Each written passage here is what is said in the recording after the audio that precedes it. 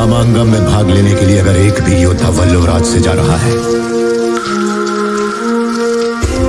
तो यहाँ की औरतों के मन में जलती बदले की आग की वजह से है।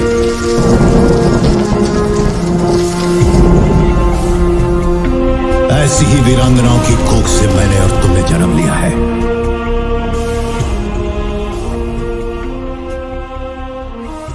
वल्लभनाथ की स्त्रियों को ये अधिकार नहीं। अजमद अली शाह के सबसे बड़े बेटे वाजिद अली शाह, जो इवेंचुअली अवध के आखिरी रूलर थे, 1847 में अवध के सिंहासन पर बैठे।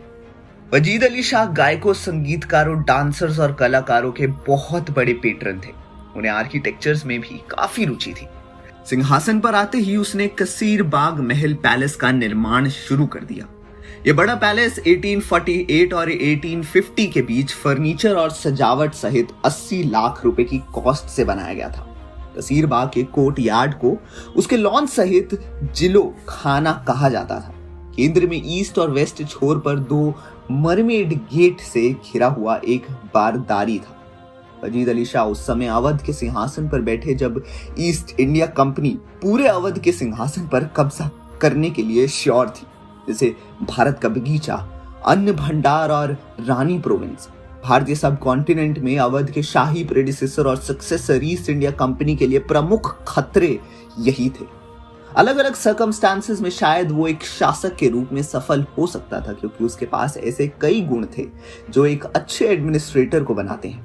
भारतीय परंपरा में ललित कलाओं के सबसे उदार और उत्साही संरक्षकों में से एक होने के अलावा अपनी प्रजा के प्रति उदार दयालु थे। जब वो सिंहासन पर चढ़ा तो उसने न्याय के प्रशासन में गहरी दिलचस्पी ली, सुधारों की शुरुआत की और सेना को पुनः गठित किया। वजीद अली शाह को व्यापक रूप से एक व्यभिचारी और अलग शासक के रूप में माना जाता था, लेकिन उनकी कुछ बदनामी गलत लगती है।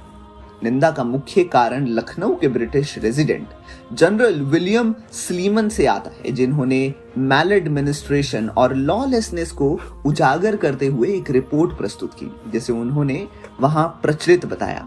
हालांकि स्लीमन खुद कई कारणों से सख्त विरोधी थे, राजनीतिक, फाइनेंशियल और एथिकल सहित। अंग्रेजों को उनके द्वारा खोजे जा रहे परोपकार के पहलू के स्थान प्रदान किए, उनके एनेक्सेशन के लिए ऑफिशियल आधार बनाया। हालांकि हाल के अध्ययनों ने सुझाव दिया कि अवध ने तो बैंकरप्ट था और ना ही उतना लॉलेस था जितना कि अंग्रेजों ने दावा किया था। वास्तव में अवध एनेक्सेशन से काफी पहले ब्रिटिश शासन के तहत सभी ऑफिशियल पर्पस के लिए था, जिसमें नवाब एक नाम मात्र की भूमिका से थोड़ा ज्यादा खेल रहे थे।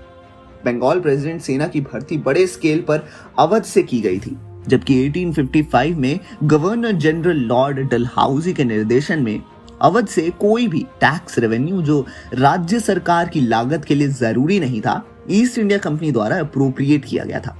ईस्ट इंडिया कंपनी द्वारा लंबे समय से प्रोटेक्टेड उनके राज्य को उनके राज्याभिषेक की 9वीं वर्षगांठ से 2 दिन पहले 11 फरवरी 1856 को ईस्ट इंडिया कंपनी द्वारा कब्जा कर लिया गया था। नवाब को मीतिया ब्रूज में गार्डन रीच में निर्वासित कर दिया गया, जो उस समय कोलकाता का एक सबर्ड था, जहां उन्होंने अपना बाकी जीवन एक उदार पेंशन पर बिताया। वो एक कवि, नाटककार, नर्तक और कला के महान संरक्षक थे। शास्त्रीय भारतीय नृत्य के एक प्रमुख रूप के रूप में कथक के पुनरुत्थान का श्रेय उन्हें व्यापक रूप से दिया जाता है। ऐसी ही कहानी मेकर्स बाहुबली 3 में भी दिखा सकते हैं। तो आपके क्या विचार हैं इस बारे में, हमें कमेंट सेक्शन में अपनी राय जरूर बताएं और देखते रहिए हमारे चैनल बॉलीग्राज स्टूडियोज।